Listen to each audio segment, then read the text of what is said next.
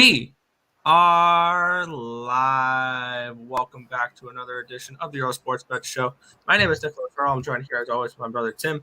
And today we get some bowl games. We got a decent sized NHL slate, and then we get 4 games in the NBA too as well.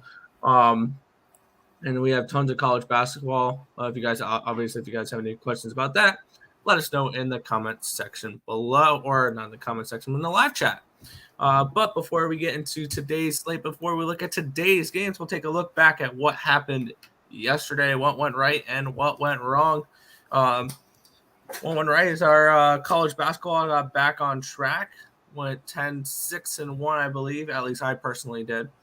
I think our plays went 10-7, if I'm not mistaken. And then Tim will go over those. I went 0-1 in NBA. But if it wasn't for a postponement of a game, I probably would have gone 0-3. Hawks didn't show up, and I had the Miami Heat plus the points, plus 3.5 and plus 140.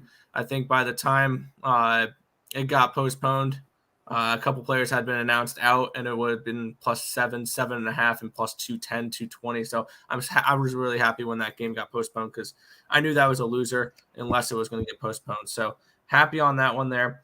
NHL, the struggle continues in NHL for me this season. I just don't know why I can't get anything going in the National Hockey League. I went 2-4 yesterday. I added on a play that was a winner later in the day, if you guys saw that on the community post.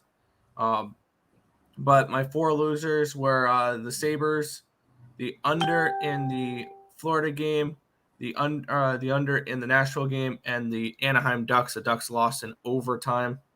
Frustrating game there. I did get a winner with the puck line with the Blues at plus 175. That was nice. And I also added on later in the day the Grand Salami home teams. And the home teams got it done last night. I cashed that minus 155 ticket. So it was nice to be able to cash something there. I did go 2-4, down 1.82 units.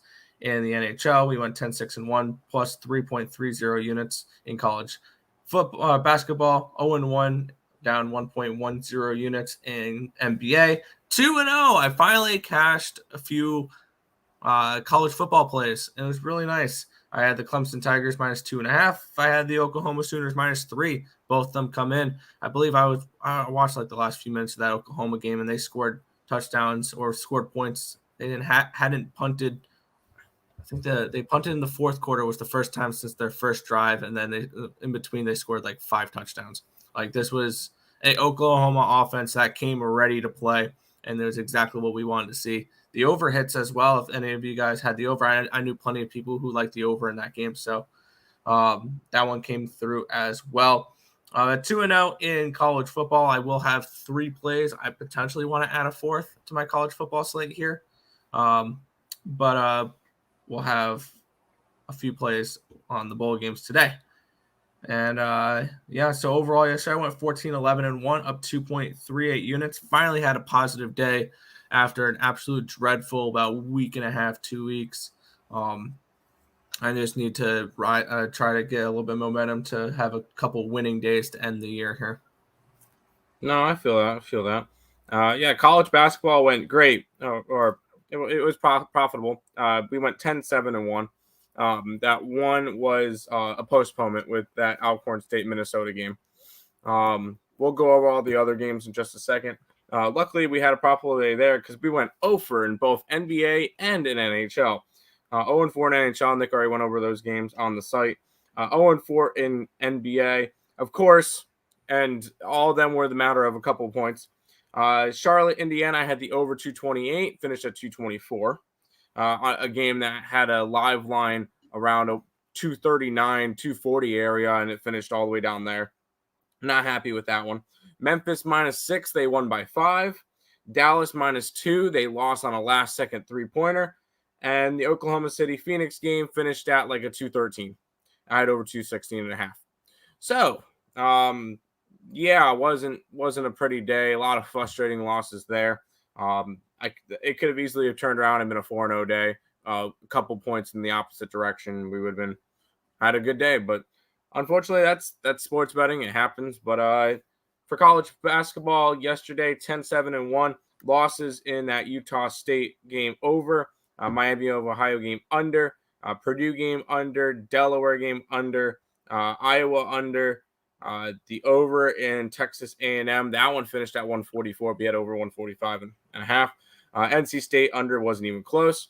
Winners yesterday, over in the Arkansas-Mississippi State game, under in Sanford, under in William and Mary, under in Seton Hall, over in Northeastern, under in Cuse, over in Merrimack, over in Memphis, and the under in Tennessee and Bama. So profitable day there. We still continue to have a really, really strong college basketball year. We're still number one on the site. I think we could lose every single game today and still be number one on the site. We're 349. Let's not do that, though. Let's not, but I was just saying 349 and 267 this year, up 56 units, almost 57 units this year. So hopefully keep the good times rolling with some college basketball, and hopefully you can make some money on everything else today. But we'll go ahead over to the chat, and then we got some bowl games, small NBA slate, small NHL slate, and then head on out for today. Good morning. What up, bros? Nice card today. Let's get it. Everyone like and subscribe. Damn right. Supness. We're good to go, Nick. We're good to start. Working on $100 17-leg parlay. Come on. What? What? Okay. CMU. Did CMU cover yesterday, or did they win? No, they probably just covered. What's up, fellas? William and Mary won outright yesterday. Oof. Big day yesterday, though, guys. Hey, we had the under in that game, right? William and Mary under, yes. So that worked out for us. That's all that mattered for that game. But we'll go ahead and once again, I'll let Nick go and run through the 4 college basketball games for today. Go ahead and start with the 11:30 a.m. game. We get UNC and South Carolina in the Duke's Mayo Bowl. I believe this one's in Charlotte, North Carolina. Yeah. And UNC is a 11.5, 12-point favorite, total of 57.5. Where are you looking in this one, Nick? Yeah, this line's now moved to 12.5 as money continues to pour in on the Tar Heels here. I want to see if there's opt-outs and stuff like that. I'm on South Carolina in this game. I got him at +10 because I thought this was just too many points, and this line's continued to move towards the Tar Heels in this one. So I'm trying to get up. Let's see. Do we have tracking bowl opt-outs? I'm trying to find. Let's see. North Carolina, and there it is. Sam Howell will suit up. Gamecocks quarterback Jason Brown had entered the transfer portal. Zeb Noland will be the starter. That's also why it's gone down there. South Carolina would be out without their leading rusher, Zakonje White, and star rusher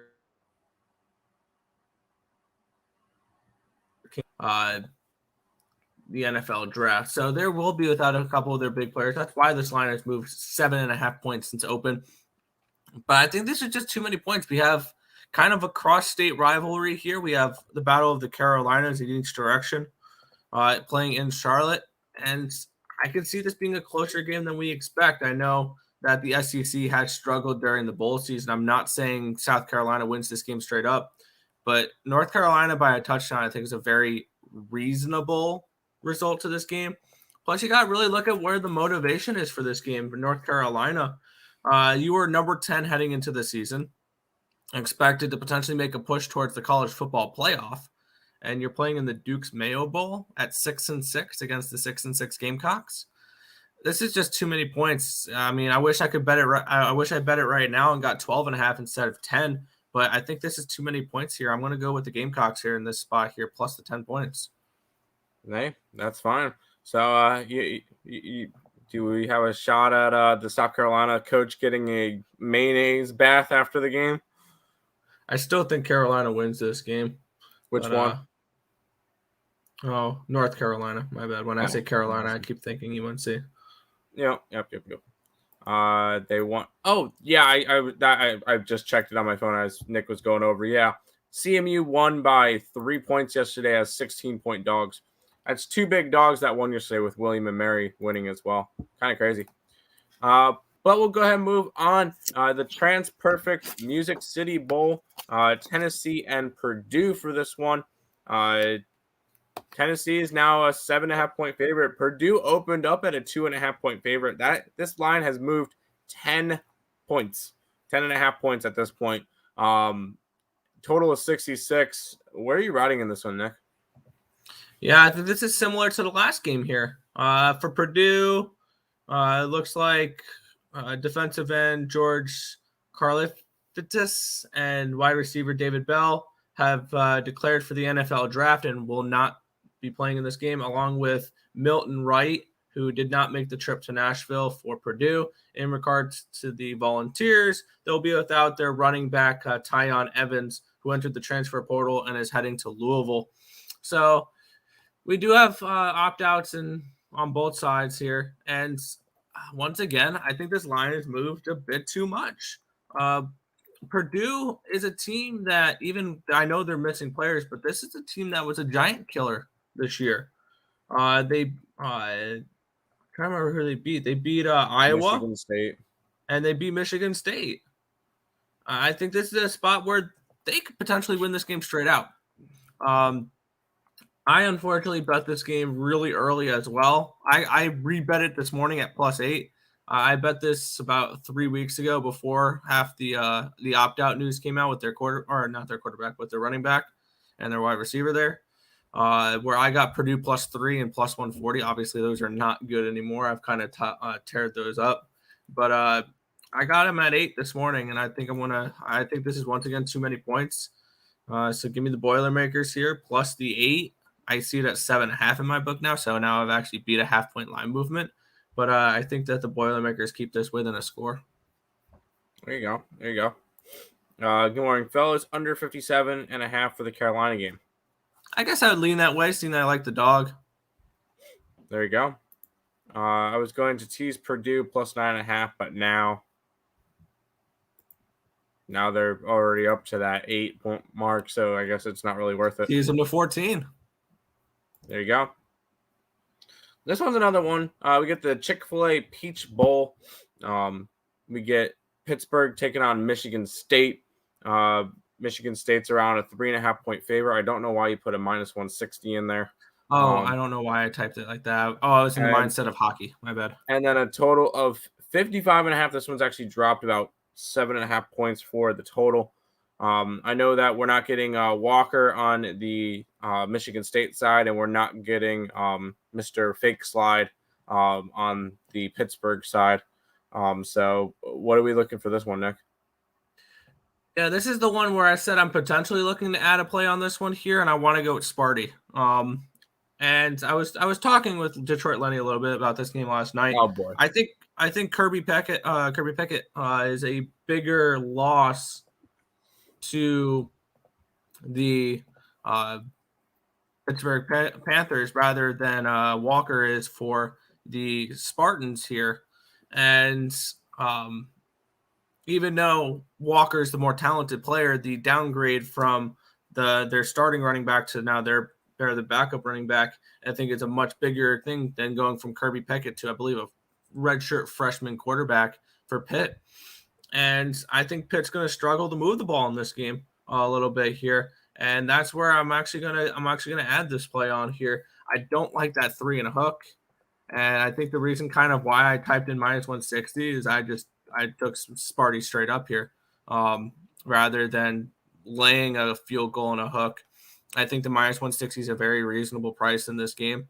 And I think the Sparty Nation gets the job done here in this game. This is should be a fun little matchup.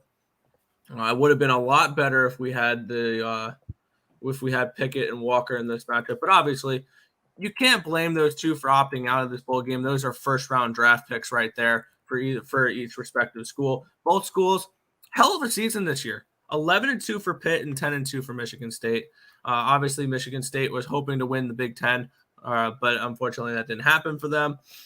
Pitt, they went out and they won the ACC, so props to them there.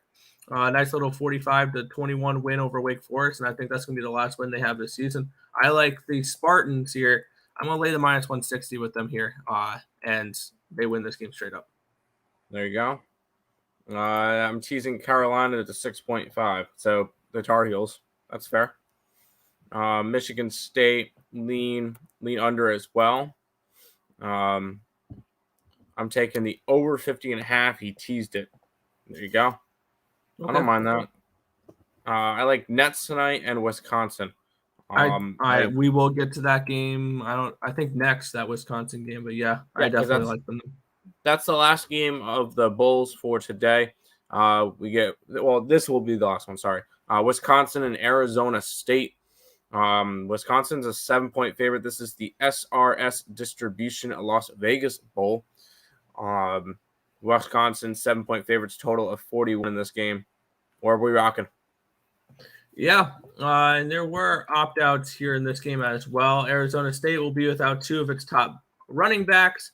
Rashard White declared to the NFL draft, and DeMonte Traum entered the transfer portal. I believe Higgs said he's going to Ohio State to play linebacker now as a running back. Those two combined for over 1,400 rushing yards and 21 yards this season, which is not great. I'm reading off of the Action website here. It says, which is not great news against Wisconsin's elite rush defense, which they couldn't be more spot on with that one there. Also, Arizona State will be without Chase Lucas, cornerbacks Chase Lucas and Jack Jones, who opted out, along with linebacker Darian Butler. On the Wisconsin side, the only one that they have listed here is Colin Wilder, who will miss the game due to an injury, not an opt-out. I love the Badgers in this spot. I got them at 6.5. I would take them at 7 here. I think this is a 10 to 14 point game for the Badgers. So I think this is a pretty simple play here. And I just don't see how the Arizona State Sun Devils are going to be able to get anything going on offense here. If you don't want to mess with the 7 now, I won't talk you off a team total under 16.5 for Arizona State. I seriously don't see him scoring more than 2 touchdowns in this game. So I like Wisconsin, the Badgers here at -7. There you go. That is all of the college football games for today. We will be jumping into the NBA next, but we will go ahead and look at some chat real quick. What's up, fellas? Knicks covered. Good for you. I didn't bet that game, and I wasn't feeling comfortable with the Knicks. Capitals money line. The Devils Sabres game over. Another profitable night last night. There you go. Do you think the Montreal versus Carolina game will be under 5.5? And do you think Buffalo versus Islanders game will be under 5.5? We'll go over those games in a little bit. It's a 6 for Carolina now, and I like over 5.5. And I really didn't have much of a feel for the total here with the Islanders Sabres game, and we'll get into that in a little bit. Yep, we have a 4-game NBA slate, and then we have 7 games in the NHL. So we'll go over all those games within the next probably half an hour, 45 minutes. Nick, let's go ahead and start with some NBA action. Yeah, we're going to look at this. Actually the only NBA game I didn't bet today. The 76ers are at the Brooklyn Nets in this one here. The Nets are 5-point home favorites, a total of 221.5 in this game. What are you looking at for this one? Yeah, this is a game that I didn't bet either. I bet 2 games today, and they're actually going to be the last 2. Nope, we go over that one first. There'll be the second and fourth game that we go over. Both these 2 teams have been getting healthier. Andre Drummond's questionable, but he did clear the health and safety protocol, so he could be back. Shake Milton's coming back. Other than that, a couple bench players for the Nets, but nothing really significant in this game, which is good to see. Some of the teams start to get away from this COVID outbreak and everything. So that is good to see. But I'm passing on this game. Maybe a slight lean towards the Nets just because they're getting healthy too. They'll have their 2 big guns going tonight with Durant and Harden. I just can't really get involved in this game because I could see going either way. And then a 5-point spread. If this was close to a pick'em or like a 2 to 3 point spread, I would be on the Nets at 5. It's still a lean towards the Nets because I don't really think Philadelphia will be able to keep up with them as much, especially when the Nets are now a little bit more healthier and have a little bit more of a deeper bench than they have had in the past couple of games. But this one's just a pass for me. Yeah, this one was a pass for me as well. I had this game handicapped around 4.5, 5, so I gets a slight lean towards the road dog in this game for line value perspective. But this was a pretty simple pass for me. I don't have plays on the other 3 games. This is just not one of them. That's fair. Head back to the chat for just a second. Canes -1.5 over 220 with the Nets. And good luck with that one. I just didn't bet that game. I did bet this game though. Yeah, Cleveland Cavaliers are at the Washington Wizards. I believe this line has gone down to 3.5 now. Favorites for the Washington Wizards, a total of 210.5. Your thoughts on this matchup? I'm not going to turn down an opportunity to bet the Cleveland Cavaliers with plus points. They've been one of the more consistent teams this year. They are the most consistent team with covering spreads. 25-9 covering spreads this year, and most of the times that they didn't cover spreads, they were favorites. So I definitely like this Cleveland team today again. Bradley Beal most likely will be out again tonight. Jared Allen will be out. Garland will be out. Ricky Rubio just suffered a torn ACL. He'll be out for the year. But I still think this Cleveland team keeps this game close. We've seen the couple times that these two teams have played, they've been games that have gone down to the wire, and I expect nothing different tonight between these two sides, especially if Beal remains out. So I'm on Cleveland. I think they can win the game straight up at that point at a 4-point. I got them at +4. I would sprinkle the money line as well. We're going Cleveland this one. Yeah, I'm on the same side here. I'm on Cleveland +3.5, +140. So this is a 1.5 unit play for me, I guess you can call it, where I take a dog and a money line there. And the wrong team is favored in this one. I had this game handicapped Cleveland -2, 2.5. I don't know why Washington's a 4-point favorite in this game, as they continue to underestimate the Cleveland Cavaliers, who are 16-6-1 against the spread as an underdog this year. And as an underdog, I want to see what their win-loss record is. They are 10-13 as an underdog this year, which is not bad. Well, you got to consider most of those are when they're 8+ point dogs. Exactly. So they're not supposed to be winning certain games. Exactly. I think Cleveland's the spot in this game. I'll continue to ride them here. I had them. This game is way off on the line. This is probably my best bet for college basketball today, or NBA today. So yeah, this was a pretty simple play for me here. Give me the Cleveland Cavaliers +3.5 and +140 on the money line as well. They win this game straight out. Yeah. This is my second favorite. My favorite play will be from the last game, but we'll keep rolling with it. Do you think the 76ers versus Nets game will go over 206? I mean, considering that the total is 221.5, yeah, probably. Do you think the Bucks game, Magic game will go over 204, considering that it's 218? Yeah, probably. And do you think the Cavs Warriors game will go over 200, considering it's 210? Yeah, probably. Considering that all three of those totals are at least 10 points lower than what the actual line is. So I don't know where you're getting. If you're teasing it, then yeah, that looks fine. But that's like a 16-point teaser, a 14-point teaser, a 10-point tease on those 3 games. So yeah, I think those games go over because those are adjusted lines. Over Cavs plus the points, not like in Washington until they get Beal, Nito, and Harrell back. Yes, Cavs, exactly. Cavs. Yes, that should probably be one of the more public plays today, which kind of scares me. But the public's all over Cavaliers, and they've still been covering. So let's roll with it. Fair enough. We'll move on here then. The Orlando Magic are hosting the Milwaukee Bucks in this one here. If you want the Bucks, you're laying 14 points on the road with them here. Total of 217. I know you're all over laying all these points, especially with a road team in the NBA. No. I don't lay 14 points on a home team in the NBA. I don't lay more than 10 points in the NBA unless I really think it's justified. And this is not a case. It's a pass for me. Maybe lean towards the under. I could definitely see Milwaukee scoring some points, but Orlando team total under could be a spot. I really don't like this Orlando side. Cole Anthony remains out. Mo Bamba, Okiki, Suggs, Fultz, Ross, Carter Williams, Robin Lopez. This entire Orlando team, I wouldn't be surprised if this game got canceled today.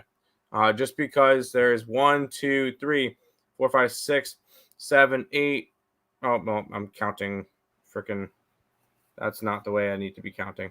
Because I was counting some players multiple times. 1, 2, 3, 4, 5, 6, 7, 8, 9, 10, 11. 11 players out, 12, 13 players out for the Orlando Magic tonight. Most of them haven't played all year, but still, I feel like this is a spot. I'm not interested in this game. Lean towards the under, but this is going to be the game that I want to avoid.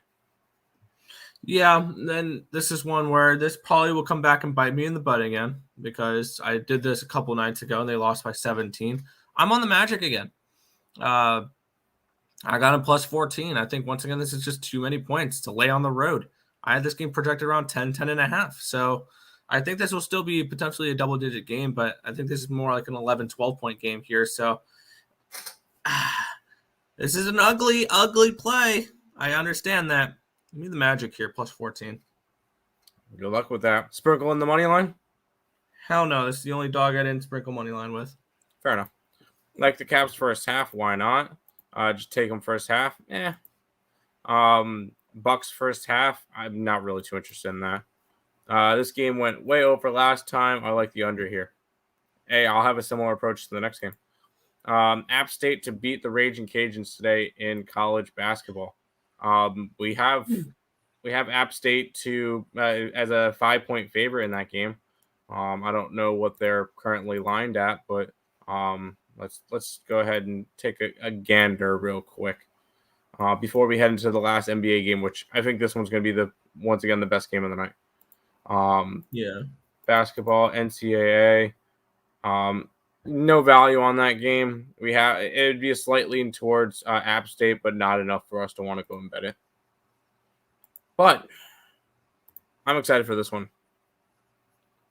Yeah. We have the Golden State Warriors heading to Denver to take on the Nuggets here. Warriors 5.5-point road favorites in this game. Total 212 in this spot. Where are you looking? Actually, I think the total has actually moved up since we started. It's at 214.5 now. So I beat a live limit. I'm on the over. And this is going to be a big case of recency bias. Look what Denver and Golden State did last time they played 2 days ago. 89 to 86. Golden State scored 36 in the first half. Denver scored 29 in the second half. You're not going to get that again. And this is not a spot where you're going to see low scoring game again like it was last time. Draymond Green remains out. You still got a couple players questionable and dealing with COVID stuff and not back yet. But I still think this one goes over my 212 that I have. I'm expecting like 110 points each. And I still think Denver wins again. It's just the fact that the Warriors have a bunch of players out. Denver, they've got Aaron Gordon, which is questionable. He hasn't played since before Christmas. Monte Morris, who is questionable, who played the game after Christmas but hasn't played since. I feel like this is a spot where this game goes over. I also lean towards Denver in this game, plus the 5 and a little bit on the money line, but the over will be my favorite play today in the NBA. Sounds good. Yeah, I'm on the dog in this spot here. I'm going right to the Denver Nuggets here, plus 5, plus 175 here at home. I mean, they won at Golden State. I know it's gonna be tough to say you can't. It's tough to beat a team 2 times in a row. This Denver team looked good though in the first half. Very, very high emphasis on the first half there in that first game. I don't think they play that bad in the second half again. Now, obviously, we can say the same thing with Golden State. I don't think they play that bad in the first half again. But this is going to be a game where this is a potential Western Conference semi or Western Conference Finals matchup. So I think we see a close game down to the edge. And if this is going to come down to one possession, I definitely want the +5, and I definitely want the +175 here. I think the Nuggets potentially can win this game straight up. So I'm going to go with the Nuggets here, +5 and +175 on the money line. Yeah, MVP versus MVP, and I think Jokic comes out on top. Yeah. There you go. Can't argue that. All right, let's start firing away at some NHL plays, Nick. How about that? Yeah, I can definitely get on board with that. Cool. We'll go ahead and start off in Florida. The Panthers are hosting the back-to-back Stanley Cup champions, Tampa Bay Lightning. Florida is a 145 favorite in this game, total of 6.5. Which way are we going? Yeah, a couple pieces of news we need to watch out for, and this will definitely affect the line as we come out through the day. And there's 2 question marks at goaltending. I'm seeing on RotoWire here potentially Giannis Johansson in net, unconfirmed though. Florida Panthers are my bad, on Daily Faceoff. It's saying Sergei Bobrovsky. I don't think Bobrovsky is going to start on a second half of a back-to-back. I think it's going to be Spencer Knight or potentially Giannis Johansson, who they picked off of waivers. On the Tampa Bay side, it should be Andrei Vasilevsky. He's supposed to be returning on the 30th. Today's the 30th. And the Tampa Bay Lightning are also expecting to get back Sergachev,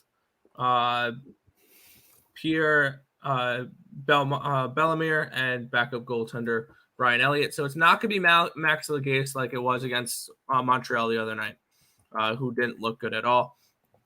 I'm on Tampa Bay here. I got them unfortunately at +115. They're now around +130. But I think once Andrei Vasilevsky is announced in, and they announce these other couple players in, and if they announce it's Johansson, like I'm hoping it will be, this should be a pick 'em.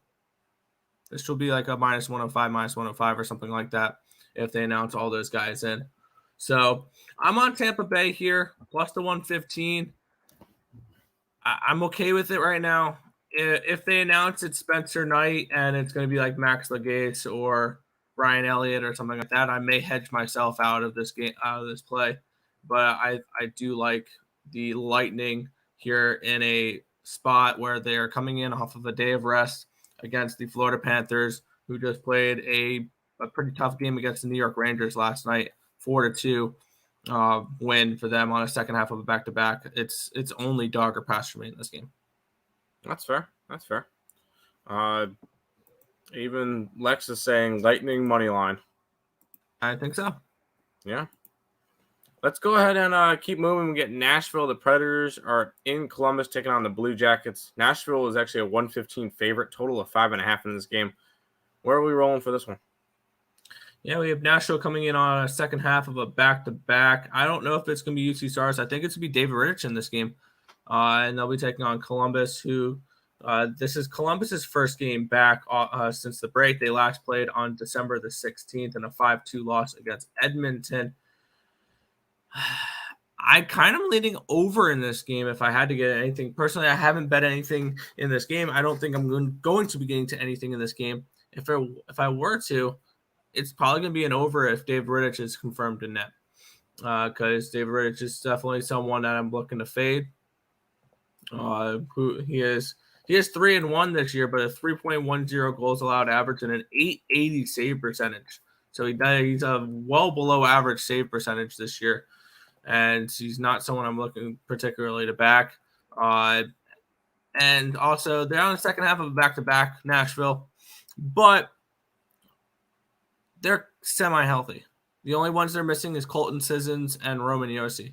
On the other side, Nathan Gerbe, Bjorkstan, and Korpisalo for Columbus are not available. So it is confirmed Elvis Merzlikins in net, by the way, for Columbus. And for this game, I didn't get to anything in this spot. That's fair. Don't have to bet every single game on the card. But let's see if you have a bet from this next one. We get the Montreal Canadiens in Carolina taking on the Hurricanes.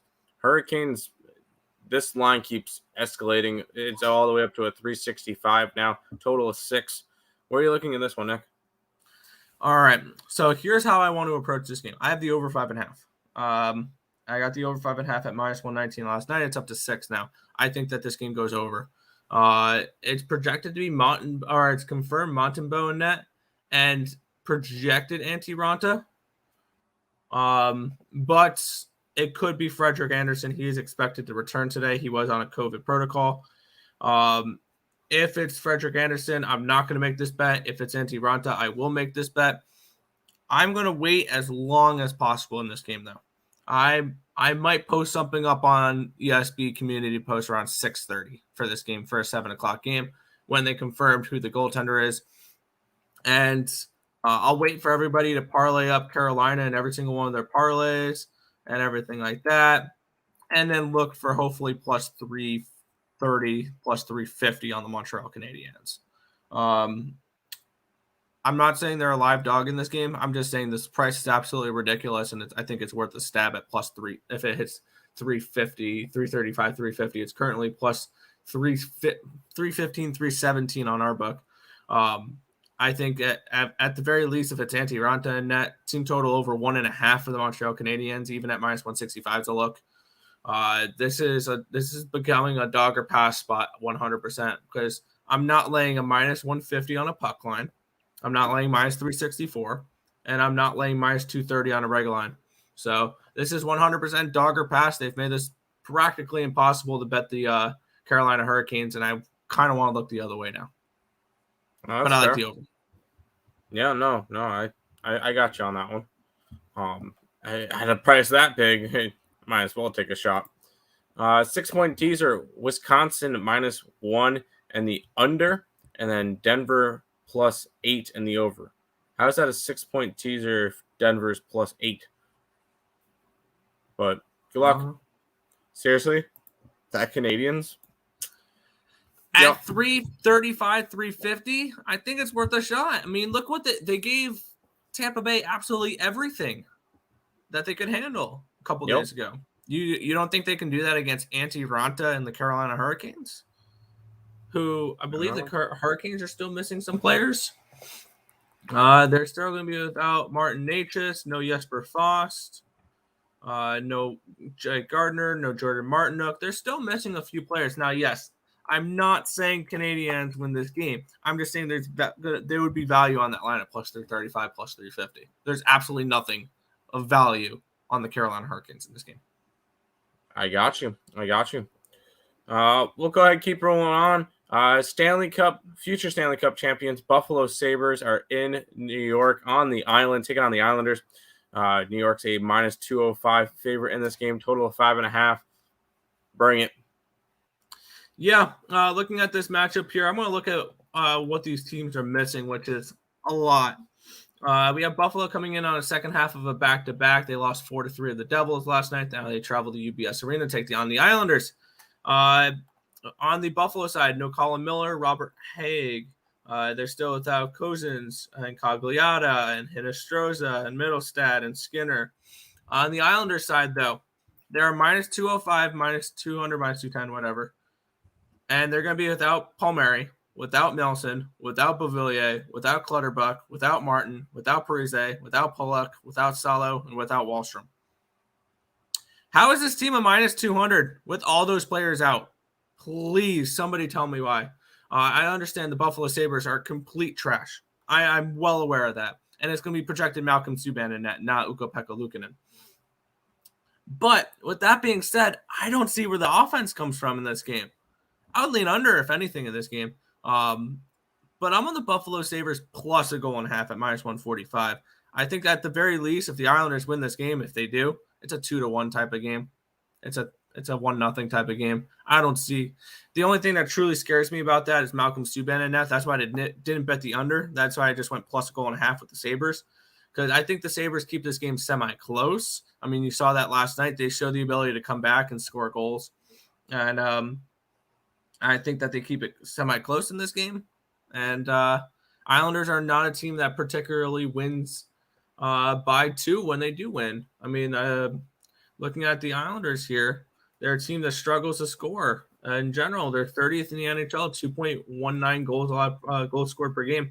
Now, they did catch the puck line against the Boston Bruins and the New Jersey Devils in their last 2 wins, and Ottawa. So they've actually catched the puck line in 3 of their last 4 wins. But this is not a spot where I'm looking to bet the Islanders at minus 200. I'm not looking to bet their puck line at plus 125. I'm going to just take the other side here, go Buffalo Sabres plus 145, or plus goal and a half at minus 145 on the puck line. There you go. How dare you? How dare you put the Buffalo Sabres... Stop it. Get some help. 1-800-GAMBLER game. How dare you, Lex? You done now? Close to putting you in a timeout, but I'm not going to. We got 3 games left. Calgary is in Seattle facing off against the Kraken. Calgary is a minus 165 favorite, total of 5.5. Where are you looking in this one, Nick? Yeah. Remember yesterday when I said that there's going to be some teams that is going to positively affect and negatively affect when it comes to these breaks? Yeah. I think the Calgary Flames are a huge benefit of that.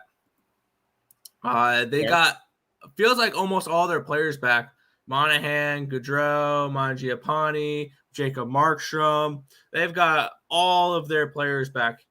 Actually, all things considered, 2 very healthy squads. Calgary will be without Pitlick and Parsons and Ritchie. Seattle will be without Appleton, Donato, Dunn, and Tanev. Compared to everybody else in this every other game today, I mean, we see how many people are out in that Carolina game with Montreal, how many people are out in that Islander game, and we'll see that with Philly later too. This is the healthiest game we have all day, and I think this is a spot where Calgary's going to come in well rested because they haven't played a game in forever. It feels like last time they played a game was 19 days ago in a 4-2 loss versus Boston. I think they're ready to get back out in the ice. I love the Calgary Flames in this spot. I just took a money line minus 163. I can see this being a 3-2 type of game where they dominate, but they don't cover a puck line. See that this Calgary team, they like to win games. They're very good on the road, 11-4-2 on the road this year. They just don't cover puck lines. That's the problem.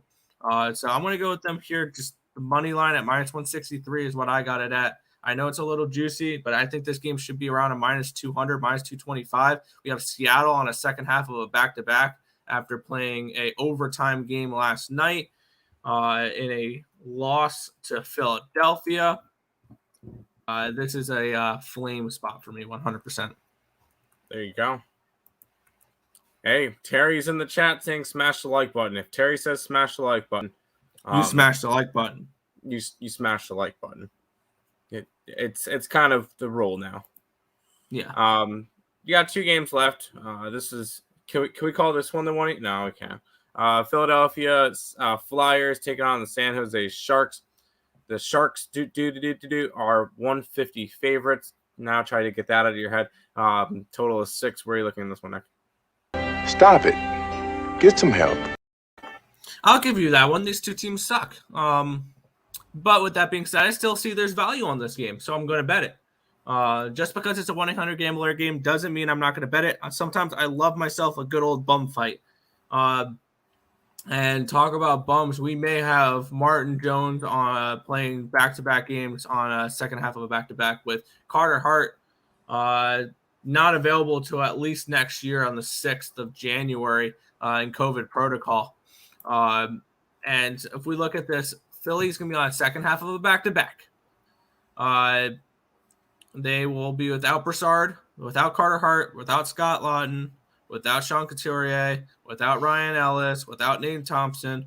This is a Flyers team that is banged up, has COVID problems, all that fun jazz, against a relatively healthy San Jose Sharks team who's only missing Kevin LeBlanc and Randy Balsers, and then also Aiden Hill, their backup goaltender. So it's going to be James Reimer in net, which James Reimer's looked absolutely fantastic.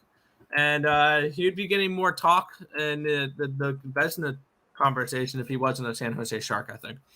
10-5-1. He's 10-5 this year, my bad, with a 2.29 goals allowed average and a 928 save percentage. Absolutely fantastic since coming to San Jose. He's the reason why this team is still above 500. I like the Sharks in this spot here, minus 150, minus 155. Once again, this is a spot where I wouldn't talk you guys off of a puck line in this game at plus 160 as well. I think the San Jose Sharks, if you're brave, I'm not that brave. I'm going to take the Sharks at minus 155. I think that this is a spot where they should be, once again, minus 225 favorites. So mathematically speaking, there's still value at plus or minus 155. So sometimes you just got to lay the chalk and not be afraid of the juice. So you only pay juice on losers. Remember that, Tim. So give me the Sharks here, minus 155 against the Philadelphia Flyers in this game. Sounds good. Predators money line. Sharks puck line if you're brave. 5-3 Sharks. Then if you like that, take the team total over 3.5 for the Sharks at plus 110. Or take the over in general. Or the over in general. Let's keep rolling. Last game of the card. Vancouver Canucks, the Knuckleheads, are in LA taking on the Kings. 135 favorites are the Kings, total of 5.5. Can we get some more Knuckleheads? I'm going to pass on this game. This is the last game of the night. I'm not going to have anything on it. I would be intrigued on the Vancouver Canucks if this wasn't a second half of a back-to-back for them. I don't know if it's going to be Thatcher Demko in net, to be completely honest, because this is the second half of a back-to-back.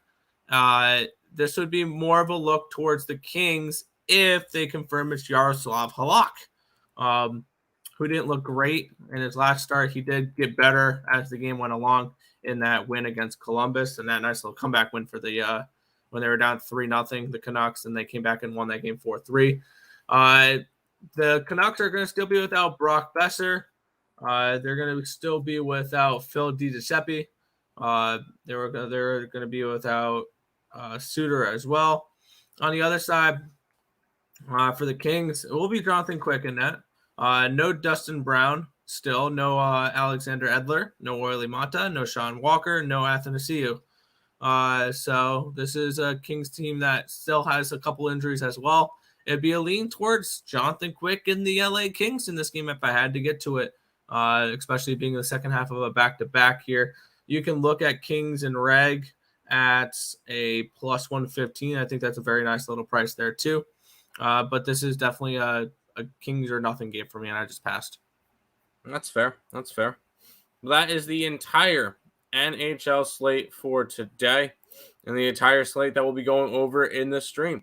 But before we go ahead and jump into housekeeping and recap, we'll go ahead and roll the bumper. Hey guys, EarleSportsBets.com has finally launched, and to show our appreciation for you, click on the link below or go to EarleSportsBets.com/promo to get the 7-day package for only $49. That's $120 in savings. Thanks, guys. Yeah, listen to her. We've been absolutely killing it in college basketball. So even if you just follow those plays, we're up 56, almost 57 units in college basketball this year. Follow those. To the chat real quick. Quick was terrible against a VGK on Tuesday. Yeah, but he's looked really good this season, so that's fair. Under in Cavs. Sure. I didn't really look at a total for that game. I'm on the Cavs in general at plus 3.5. Lean Kings, I'll take the under, and then got chased from net after giving up so many goals. It happened. Yeah, but not everybody's gonna have a good game. Yeah, I was gonna say that's against a good offensive team in Vegas too. So, yep. Vegas. Do some housekeeping before we do a recap and then head on out. If you guys are new to the channel, like, comment, subscribe, share, do all that good stuff. We appreciate all the support. Check out all the links in the description below. Twitch, Twitter, Instagram, Discord, Facebook, Picks and Parleys, Premium Plays, and our merch all look down below, along with the new Earle Sports Bets website.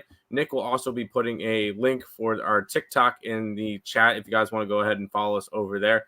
He'll go ahead and put that in the chat within the next minute or so. So check us out on me. Check us out on TikTok as well. Earle Sports Bets on TikTok. And then speaking of Picks and Parleys, the whole fam, Craig did his show earlier. Me and Nick live now. Higgs should be live at 12, 1:30 for Morning Wool with Allie Burns. 6 o'clock will be Game Time Decision. I believe, 9 o'clock, 9:30 for Almost Adulting. There's no Thursday night football game, but I know there's bowl games and stuff going on. But they'll be doing I think Sparty's going to be playing at that time. Yeah, there you go. But Almost Adulting will be later on tonight around 9 o'clock. And they're going to just do like a whole New Year's type deal. So make sure you guys check out everybody. So Picks and Parleys, Earle Sports Bets, and Winning Free Picks. Make sure you guys check them all out, subscribe, and over in the cab. So you guys are arguing in the chat. That's fine. For my recap, I have a very small slate today because most of my stuff is college basketball for today. I had 20 college basketball games. But Cleveland +4 and the over in the Denver game. Nick? Wow, you have quite the card there, Tim. Yep. All right.